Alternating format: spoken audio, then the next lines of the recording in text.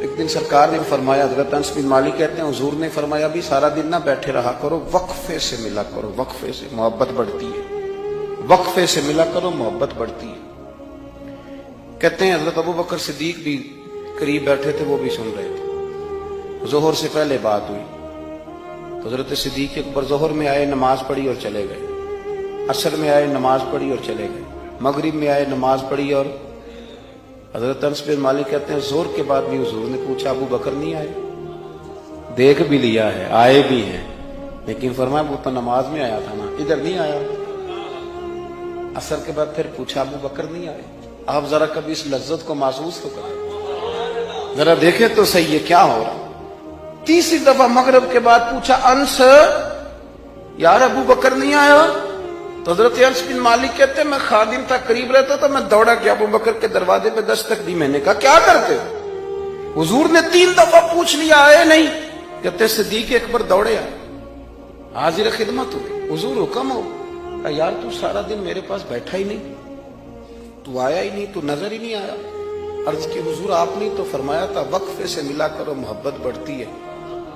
تو سنو یار میں کیا اس کا ترجمہ کروں اس بات کا، میں کن لفظوں میں ان جملوں کو بیان کروں، کہاں سے لاؤں وہ کیفیات جو یہاں پوری اتریں۔ حضور آپ نے تو فرمایا تھا وقفے سے ملا کرو محبت بڑھتی ہے۔ تو محبوب کی آنکھوں میں آنسو چمک آئے، فرمایا ابو بکر کہا تھا پر تجھے تو نہیں نہ کہا تھا۔ اور یار کہا تھا کچھ لوگوں سے، تجھے تھوڑی کہا تھا تو نہ جایا کر، تو یہی رہا کر، تو رہا کر یار، تو رہتا ہے تو میرا دل لگا رہتا ہے۔ اور یار آپ سمجھے تو صحیح، آپ ذرا محسوس تو کریں، ایک باری میری آنکھیاں چوں اونا نے اتھرو پونجے سن، ہن مینوں چسکا پی گیا رونے دا، ہن مینوں چسکا پی گیا رونے دا، تے ہر ویلے آہو زاری دا۔ آپ ذرا اس لذت کو تو لیں۔ حضور نے فرمایا تو نہ جایا کر۔ آپ دیکھیں نا میں آپ نے بات سنی ہوئی ہے، صرف اشارہ دینا ہے۔ حضرت صدیق اکبر نے یہ نہیں کہا تھا کہ لے جانا اور میری بڑی مقام ہے، حضور تمہیں پتہ ہے میرے بارے میں کیا کیا کہا کرتے تھے، مجھے گنبد میں دفن کر دینا، یہ نہیں کہا۔ فرمایا لے جانا، دروازے پہ رکھ دے، اگر دروازہ کھول دے، انہوں نے خالی دروازہ کھولنے کی بات کی تھی، تفسیر کبیر ساری پڑھ لینا، اگر دروازہ کھول جائے تو دفن کرنا، ورنہ جنت البقیع میں۔ فرمایا میں اس پہ بھی راضی ہوں، جنت البقیع میں دفن کر دینا۔ لیکن مولا علی کہتے ہیں ہم نے تو صرف رکھا تھا، اور ہم نے عرض کی حضور ابو بکر حاضر ہے۔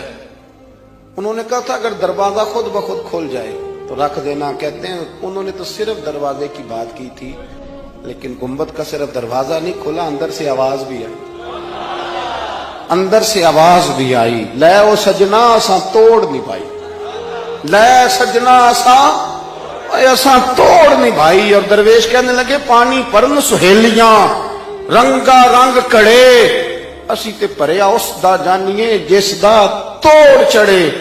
آواز آئی دیر نہ کرو، حبیب کو حبیب کے ساتھ ملا دو، لاؤ قریب کرو۔ جتنا قریب رہے قربت بڑی، پیار بڑا، بات سمیٹنے لگاؤں، ادب بھی بڑا۔ اور پتہ کس طرح ادب کرتے تھے؟ حضور صلی اللہ علیہ وسلم تشریف لے گئے ایک کافر قبیلے کی صلح کرانے، فرمایا دیر سے آیا تو اثر پڑھا لینا۔ صحابہ کو پتا تھا کہ جب حضور نہیں ہوں گے تو جماعت کون کرائے گا۔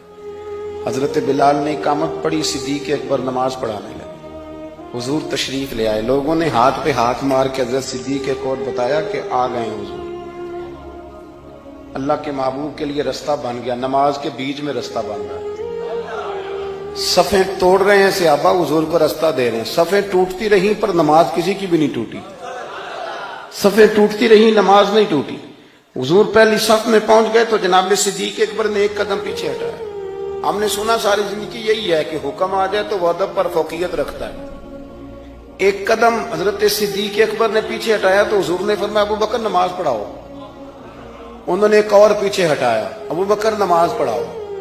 تیسری دفعہ نا حضور نے پھر حکم دیا تو وہ پچھلی صف میں آ گئے، وہ دور بیٹھے تھے خواجہ غلام فرید، وہ کوٹ مٹھن میں، کہنے لگے نماز پڑھا کہ میں تیں ول ویکھاں،